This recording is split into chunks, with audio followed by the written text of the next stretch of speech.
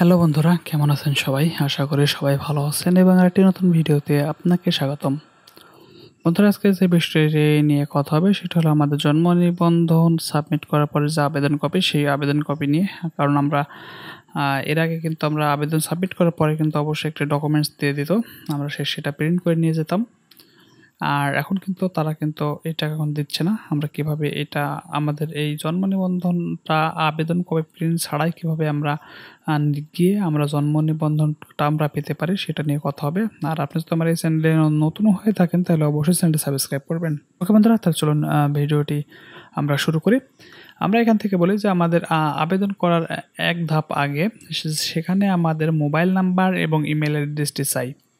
এর আগে কিন্তু আপনার ইমেল অ্যাড্রেসটি ম্যান্ডেটরি ছিল না, বলতে আপনার ম্যান্ডেটরি ছিল না, শুধু ইমেল দিলেও হবে, না দিলেও হবে। আর যদি এর আগে ফোন নাম্বার দিলেই হবে, কিন্তু এখন ইমেল অ্যাড্রেসটা ম্যান্ডেটরি করছে, ইমেল অ্যাড্রেসটা আপনার লাগবেই। এবং যেহেতু ওরা প্রিন্ট দিচ্ছে না, সেহেতু আপনার ইমেলে এবং ফোনে SMS-এর মাধ্যমে দুইটা আবেদন নাম্বারটি দিয়ে দিছে। এবং আবেদন নাম্বারটি কিন্তু আপনি যদি ইউনিয়ন পরিষদে যান, আপনার আবেদন নাম্বার দিয়েই কিন্তু আপনি আপনার জন্ম নিবন্ধনটি আপনি পেতে পারবেন। ওকে, এভাবে কিন্তু আপনি নেবেন। আর এখান থেকে আপনাকে একটু বলে থাকি যে আবেদন করতে এখন কিন্তু সংশোধন করাটা আরও বেশি একটু কঠিন করে ফেলেছে। আপনারা জন্ম নিবন্ধন করার আগে আপনারা অবশ্যই একবার ভেবে নেবেন যে কীভাবে আমরা জন্ম নিবন্ধনটা করব, এবং আপনি এভাবে কিন্তু একটু ভেবেচিন্তে কিন্তু আবেদনটা করবেন। আর আবেদন করার আগে আবেদন সাবমিট করার পরে আপনি যে আবেদন নাম্বার একটি পেজ পাবেন, সেটা কিন্তু স্ক্রিনশট দিয়ে আপনি প্রিন্ট করতে পারবেন। এবং সেটা প্রিন্ট করে যদি আপনি নিয়ে যান, আপনি তবুও কিন্তু করতে পারবেন। ফোনে যে SMS যাবে আপনি সেটা দিয়েও করতে পারবেন।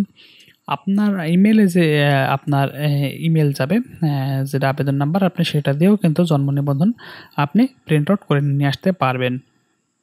ওকে, আপনি যেভাবে চান আপনি সেভাবে করতে পারবেন, শুধু আপনি আবেদন কপিটা প্রিন্ট করতে পারবেন না। এছাড়া A to Z আপনি সবই পারবেন। ওকে বন্ধুরা, আপনারা আবেদন কপি প্রিন্ট ছাড়া কীভাবে আপনার জন্ম নিবন্ধন করবেন অথবা জন্ম নিবন্ধন নিয়ে আসবেন সেটা আপনাদেরকে বলে দেওয়ার একটু প্রয়োজন ছিল, আমি বলে দিলাম। আর আপনারা যদি এই ভিডিওটি দেখে একটু পরিমাণে উপকৃত হয়ে থাকেন তাহলে অবশ্যই চ্যানেলটি সাবস্ক্রাইব করবেন। ওকে বন্ধুরা, আজকে এ পর্যন্তই। দেখা হবে এবার অন্য কোনো ভিডিওতে। সে পর্যন্ত সবাই ভালো থাকেন। Bye bye, tata.